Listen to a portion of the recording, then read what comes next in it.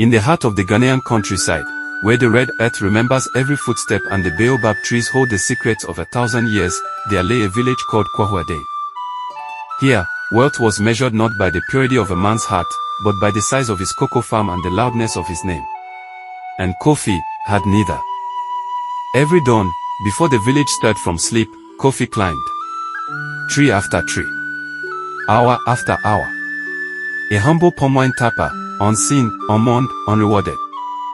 Each evening, Kofi would bring his fresh palm wine to the village square. And each evening, she would be waiting. Oma. The most beautiful woman in Kwahuadane. And she knew it, down to the last gold bangle on her wrist. Look at you, Kofi, Oma called out, loud, theatrical, performing for an audience that laughed on cue.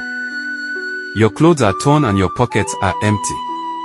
No sensible woman in this village will ever look your way. Kofi said nothing. He only smiled, the way a man smiles when he knows something the world does not yet know. But while the village laughed, one pair of eyes saw something different. Yes, I had always seen it, in the steadiness of Kofi's hands, in the calm of his walk, in the way he never lowered himself to answer cruelty with cruelty. Do not mind the mockers, Kofi. Yes, I would tell him softly. A man's worth is not in the rags he wears, but in the purity of his soul. That night, as the village slept, Kofi sat beneath the vast Ghanaian sky and made a silent vow, that he would stay until he found what he had come searching for. Not land. Not gold. Not power. A true heart. One soul who would love the man, before the crown. Then came the day of the Yam Festival. The entire region descended on Kwahuadane and the village became a kingdom of color, rhythm, and ancient celebration. Oma arrived dressed like a queen searching for her king, adorned, luminous, and absolutely certain that today was her day. Then, a sound that silenced every drum in the square. A sound that had not been heard in this village in living memory. They came like royalty from a dream the village had never dared to dream. The elite royal guard of the wealthiest kingdom in the entire region, and they had come to Kwahuadane. The head of the royal guards passed the chief. Past the elders. Past the wealthiest merchants. His eyes swept the crowd, and stopped.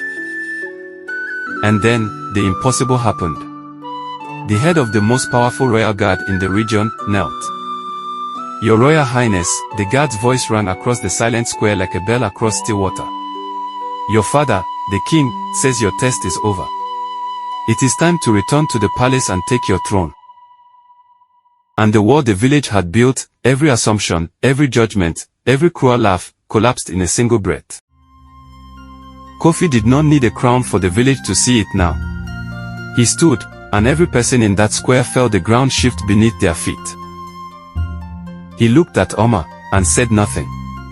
Some silences are heavier than any words ever spoken. He did not walk toward power. He walked toward the one person who had seen him truly, when seeing him cost her nothing and gave her everything to lose. ESI, he said, his voice soft now, just as. You gave me water when I was thirsty. You gave me respect when the world gave me ridicule. Will you come with me to my palace, and be my queen? She did not speak. She only nodded, and the whole village wept with her. And so they left, the king and his chosen queen, walking toward a palace that had always been waiting, down a road made golden by the setting sun. And Oma remained. In the dust of all her choices. Dressed in gold that could not buy back a single moment of grace she had thrown away. The elders of Kwahuadane would tell this story for generations. Not as a tale of a prince, but as a reminder. That the truest royalty in any person is not what they wear on their body. It is what they choose to carry in their heart.